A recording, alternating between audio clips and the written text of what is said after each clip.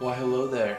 You just caught me reading upside down because I am that intelligent.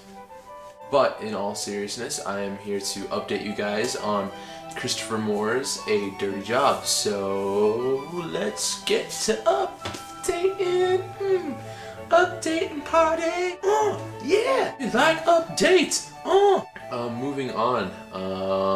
I'm going to be talking about the book. I should have written this down before I started videotaping. Of course I'm going to be talking about the book. What? That's what people do on this channel. Anyhow, I will warn you, there will be spoilers. So here's a spoiler alert.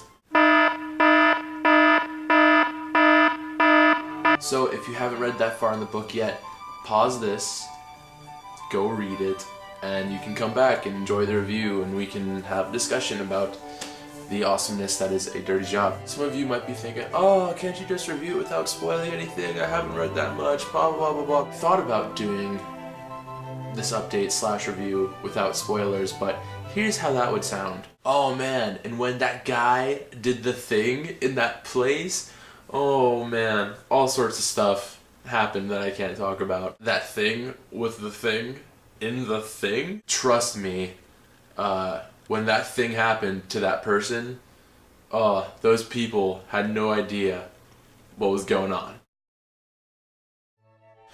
So to start out with, we've been introduced to the character Charlie Asher, who's described as a beta male, a guy who's just likes to stay behind the scenes, and he likes being quiet and unheard, and he's always full of anxiety, and he's always, you know, like questioning things and overanalyzing everything.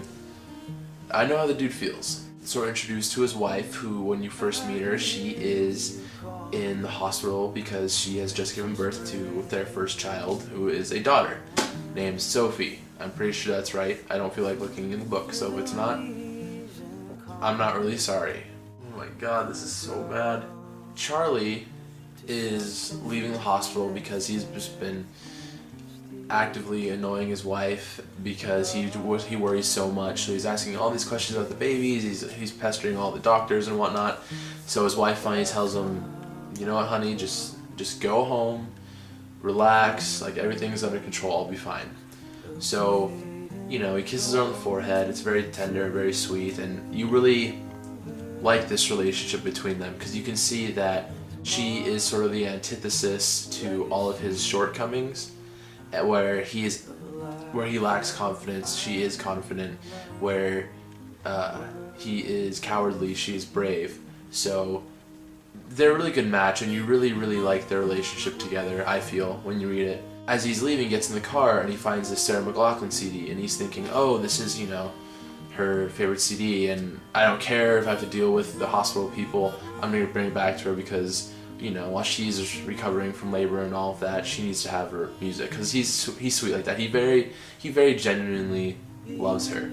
So you have this nice established relationship, and it just kind of gets turned on its head.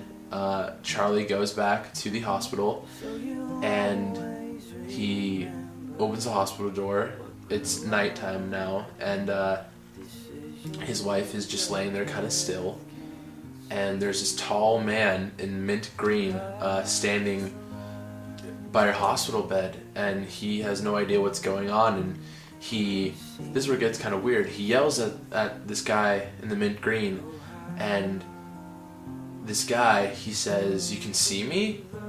And he says, "Yeah, I can see you. What are you doing here? You know, you have the wrong room. What did you do?" And this guy, he's just amazed that Charlie can see him. So from right off the bat, we know that there's probably something supernatural about this guy in the mint green. We find out that Charlie's wife, as he was gone, she died of a blood clot. So that's right off the bat, we're introduced to tragedy, and it just throws Charlie's world upside down because he was really in love with her. He thinks he's going crazy because he starts seeing certain objects in the store, not everything, but certain things. Like one of them is an umbrella, one of them is a pair of shoes, one of them is and he starts seeing them kind of pulsate with red, kind of going on and off in red, and we aren't sure what that is right off the bat.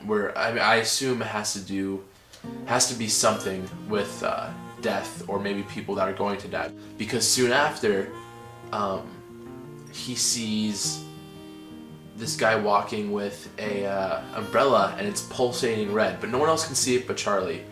And as this guy's walking, Charlie is trying to call him over and just ask him about it, because he wants to know why the hell he's seeing all these red pulsating things. And as he's asking the guy turns around, slips off a curb, and gets hit by a bus and gets totally wiped out. He's creamed, he's killed. Goodbye, sayonara, au revoir, adios. I'm going to stop there because I could talk about this for a long time. I wanted this to be so good. I don't know how to talk about books in an entertaining way. So I hope that you all continue reading, and that those of you who read this far, I hope you guys enjoy it. And for those of you who haven't read this and watched anyways, I really hope that this didn't turn you off the book. My poor review. So I will see you guys later.